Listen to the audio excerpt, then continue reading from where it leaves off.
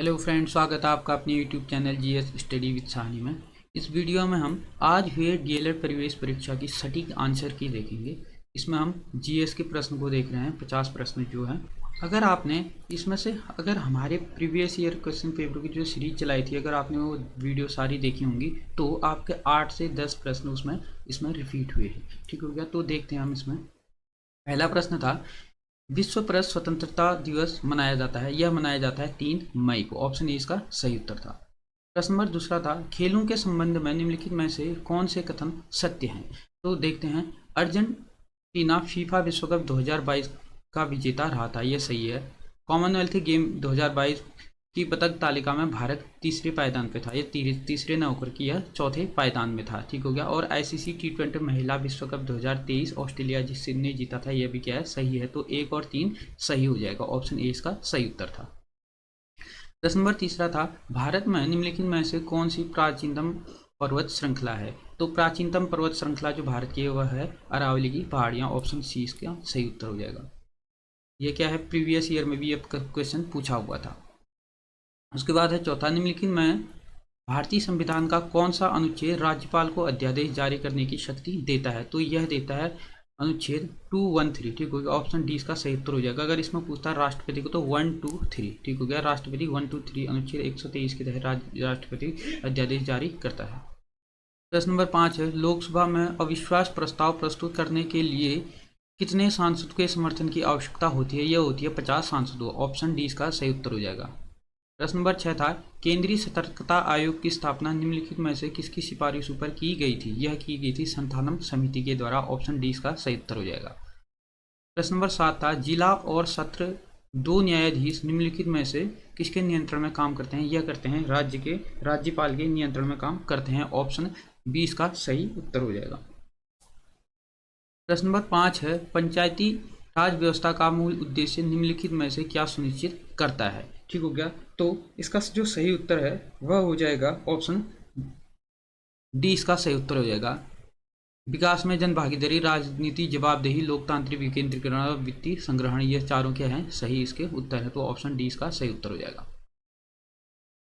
प्रश्न नंबर 9 था, निम्नलिखित में से किसका उपयोग प्राकृतिक मच्छर प्रतिकृषि तैयार करने में किया जाता है। तो ये किया जाता है लेमन ग्रास। ऑप्शन सी इसका सही उत्तर हो जाएगा। प्रश्न नंबर 10 है, झिरोली, बागेश्वर, चंडाक, पिथौरागढ़ में कौन सी खनिज मुख्य रूप से पाई जाती है। यह पाई जाती थी मैग्नीसाइट की फैक्ट्री यहाँ पर लगाई हुई है। ऑप्शन सी इसका सही, ऑप्शन ए इसका सही उत्तर हो जाएगा, मैग्नीसाइट। प्रश्न नंबर 11 है, 1658 ईस्वी में किस मुगल शहजादे ने श्रीनगर गढ़वाल में शरण ली थी। यह ली थी सुलेमान सिको ने। ऑप्शन बी इसका सही उत्तर हो जाएगा। प्रश्न नंबर 12 है, भीमबेटका प्रसिद्ध है। यह प्रसिद्ध है प्रागैतिहासिक चित्रकला के लिए प्रसिद्ध है। ऑप्शन ए इसका सही उत्तर हो जाएगा। प्रश्न नंबर 13 है, निम्नलिखित में से कौन सा राष्ट्रीय एकता को बढ़ावा देता है और स्थानीय हस्तशिल्प तथा सांस्कृतिक गतिविधियों को समर्थन प्रदान करता है। तो यह करता है पर्यटन। ऑप्शन डी इसका सही उत्तर हो जाएगा। प्रश्न नंबर 14 था, कांग्रेस द्वारा भारत की पूर्ण स्वतंत्रता के लक्ष्य की घोषणा किस अधिवेशन में की गई थी। यह की गई थी लाहौर अधिवेशन में 1929 में। ऑप्शन बी इसका सही उत्तर हो जाएगा। प्रश्न नंबर 15 है, भारत में कितने राज्य समुद्री तट रेखा से लगते हैं। तो ये लगते हैं भारत के 9 राज्य। ऑप्शन बी इसका सही उत्तर हो जाएगा।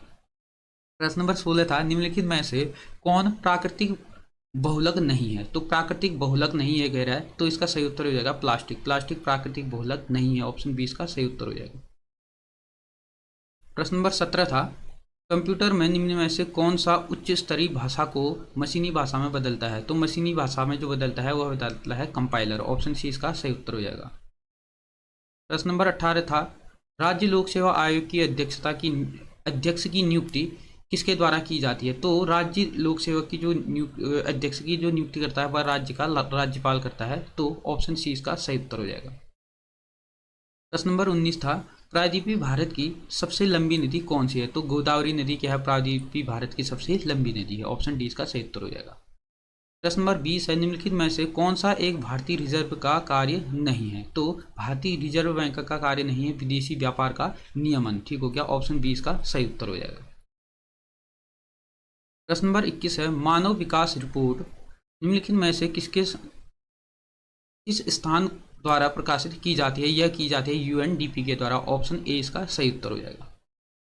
प्रश्न नंबर 22 है, एलपीजी का मुख्य घटक है। एलपीजी का मुख्य घटक है ब्यूटेन। ऑप्शन सी इसका सही उत्तर हो जाएगा। प्रश्न नंबर 23 है, हमारे जलमंडल का सबसे बड़ा भाग है। तो जलमंडल का जो सबसे बड़ा भाग यानी कि सबसे बड़ा जो महासागर है, प्रशांत महासागर। ऑप्शन ए इसका सही उत्तर हो जाएगा।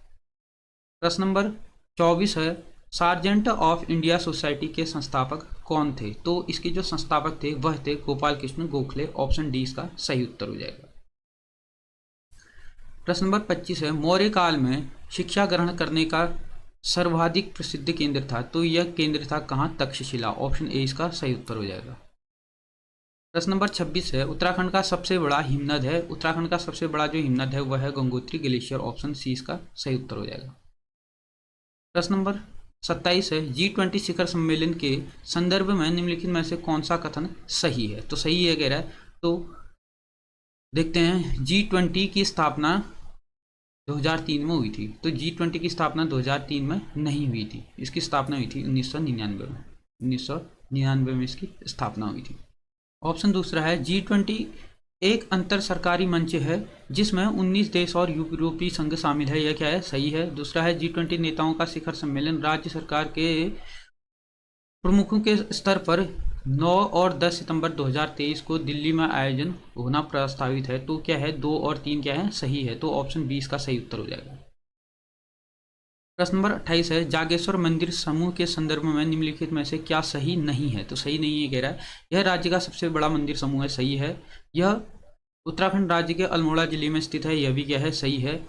सी है, 8वीं और 10वीं सदी में निर्मित इस मंदिर समूह का निर्माण का मुख्य योगदान पाल राजाओं का था। तब 8वीं और 10वीं सदी में यहाँ पर पाल का शासन न होकर के कत्यूरी शासन था। कत्यूरी शासकों के द्वारा इसका क्या किया गया था? निर्माण कराया गया था। तो ऑप्शन सी इसका क्या हो जाएगा? सही उत्तर हो जाएगा। इस मंदिर समूह का सबसे प्राचीन मंदिर मृत्युंजय मंदिर है। यह भी क्या है? सही है। तो ऑप्शन सी इसका सही उत्तर हो जाएगा।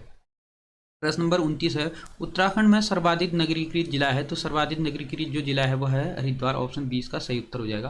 प्रश्न नंबर 30 है, नेत्रदान में प्रदाता की आंखों के निम्नलिखित में से कौन सा भाग उपयोग में लाया जाता है? यह लाया जाता है कौन सा? कॉर्निया। ऑप्शन सी इसका सही उत्तर हो जाएगा।